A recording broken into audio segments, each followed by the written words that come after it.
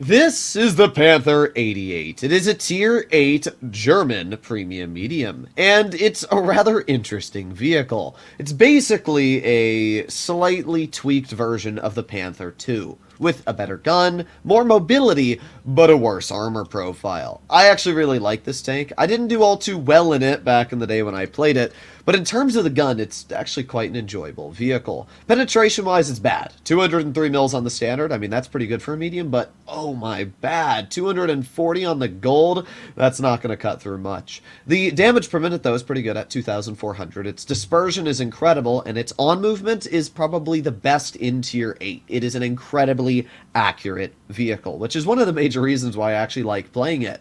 It's got a solid rate of fire of 5.4 seconds of reload and 8 degrees of gun depression. So everything in terms of the gun is really good apart from the pen. And honestly, I just kind of wish Wargaming would buff that part. Mobility-wise, the tank's fast, goes 55 kilometers per hour, got a power weight of 19, so it's a fairly mobile vehicle. It still has pretty good armor. I mean, if you're using the tank all down, that upper plate will definitely get bounces. And when you finish that off with the fact that this tank also has, as I said before, an incredibly accurate gun, it can definitely do very well. But on the other side of the spectrum, it's just not that strong of a vehicle. I mean, you're not hitting people that hard, and you don't have that much armor against really most people with over 200 mils a pen. I just think the tank looks cool, and it's one of those tanks that was incredibly rare when it was first released into the game. So rare that like only a few hundred people may have had it in the entire game.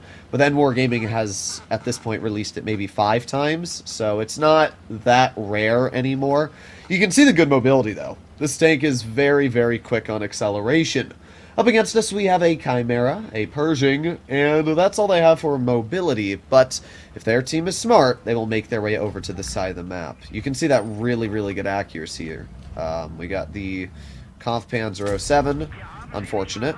Cannot pen him in that spot.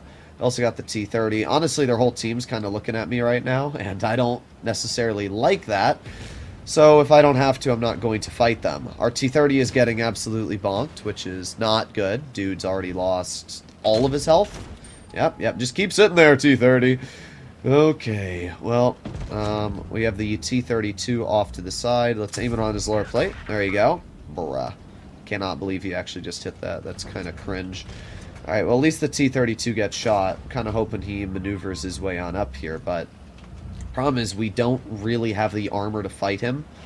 Alright, well, he's moving up. Let's see. Alright, he shoots at my teammate. I'm kind of hoping that I can bonk him.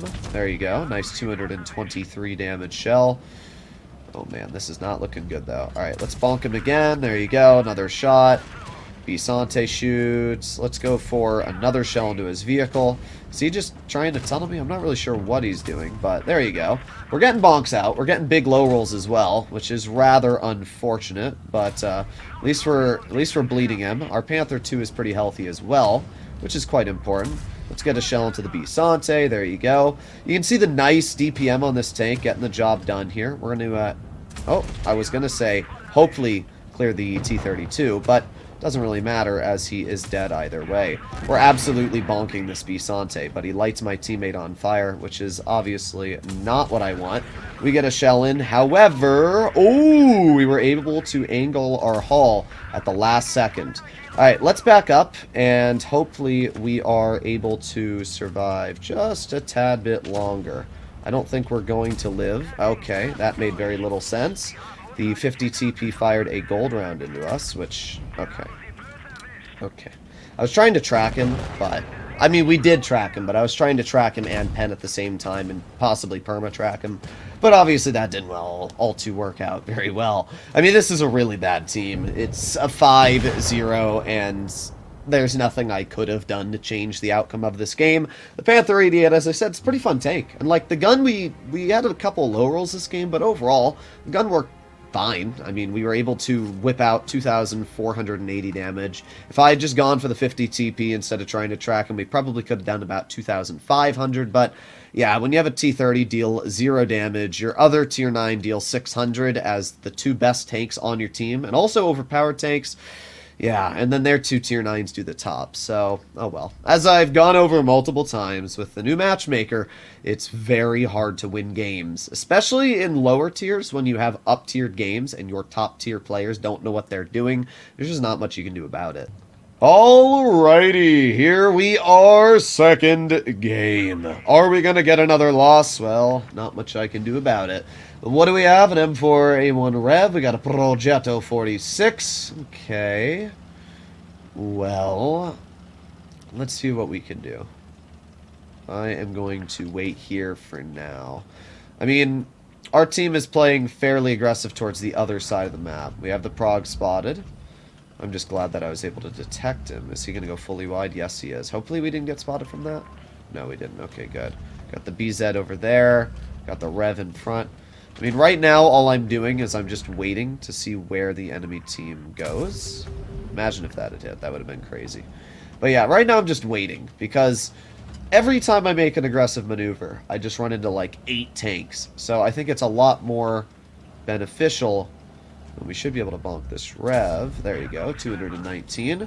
Let's back up before hopefully the SU or something tries to bonk me. Alright, we're all good. Is the LT going to try and hold this? No, he's just going to bail. Well, that's really unfortunate. You can see the super accurate gun this vehicle features, though. I mean, it hits basically all the shots you shoot. Do you see that?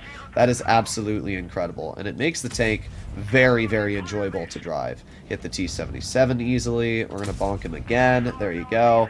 So yeah, in terms of the gun, this tank feels amazing. It hits almost all the shots you fire.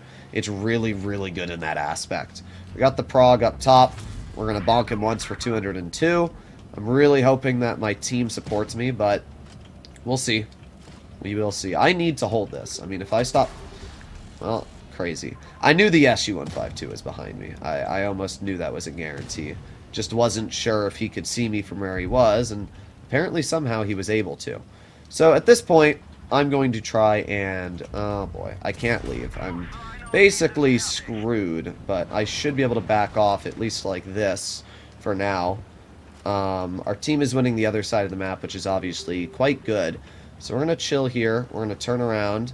We're going to see if I can leave. That's the important thing to do.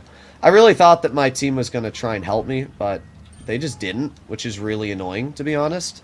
However, I think I've been able to hold their mediums long enough that this should be a pretty solid situation. We've got ourselves here. So, obviously the Prog was right here. We're going to get a shell into his vehicle once. And let's reload again. We're going to go for another shell into his vehicle. He bounced the first shot. And bonk. There you go. Goodbye, Prog. Not really sure what that player thought was going to happen or why they did that, but hey, I will take an easy win. Okay, so the SU-152 is still full health in the back, and we'll see what we can do. Yeah, to win these games, you have to play incredibly passive. If you play aggressive, you're going to get absolutely bonked, and there's no point to. So that's what I've been doing lately, is I've been playing very passive. I've been taking advantage of my opponents when I can, but I've been making sure not to put myself in over-aggressive positions, because that's when you get caught out, and that's when you die. Oh, we got the Rev off to my side. Somehow that player managed to bounce me. I'm a little worried about the SU, though, so I do have to be cautious about that.